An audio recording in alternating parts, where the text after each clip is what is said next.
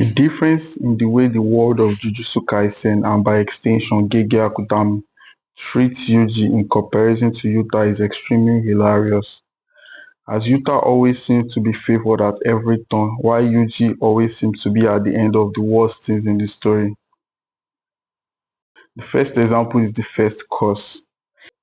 In Jujutsu Kaisen Zero, we initially thought Yuta was cursed by Rika, and this led to one of the worst times of his life, where it was revealed that Yuta actually cursed her, and despite accidentally doing so, Yuta gains the power to protect his friends because Yuta is blessed, and even he knows this much. In Volume 1, Yuji's grandfather accidentally cursed him when he told him to help others so he doesn't end up like him, and in response, Yuji ended up eating Sukuna's fingers, leading to the events of the entire series. As a result of this, Yuji has suffered multiple losses like Junpei, Nanami, Nobara, Megumi, Chosu, and Gojo. The next example is the Bloodline Curse. It was revealed in Volume Zero that Yuta was a descendant of Sugawara no Michizane, one of the greatest apparitions in Japan, which made him a distant relative to Gojo. It was also revealed in the Calling Games that Yuta might also be a descendant of the Fujiwara clan, which makes Yuta a descendant of two of the most powerful sorcerer families in history. This shows that Yuta was blessed from birth to become a powerful sorcerer. While for Yuji, it was revealed that his mother was taken over by Kenjaku, the most evil sorcerer in history, and his grandfather is the lost soul of Sukuna's twin that Sukuna ate in the womb. This means Yuji is biologically related to the two most evil characters in the story. This also shows how Yuta has been blessed from birth while Yuji has been cursed. His life has always been a pawn in the game of Kenjaku, and there was no way he could have had anything other than the life he had. Finally, the curse of the strongest. Out of love for Gojo, Yuta decided to become a monster so Gojo will not be alone. After multiple conversations over the possibility of Gojo's death, Yuta was the one that decided to step up among all the students to become a monster. And in order to do this, Yuta decided to use Kenjaku's technique to take over Gojo's body.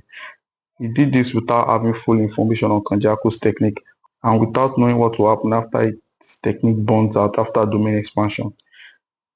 But interestingly enough, the only repercussion that Yuta faces is that he has to spend the rest of his life with a scar on his forehead, which makes for a good story more than anything.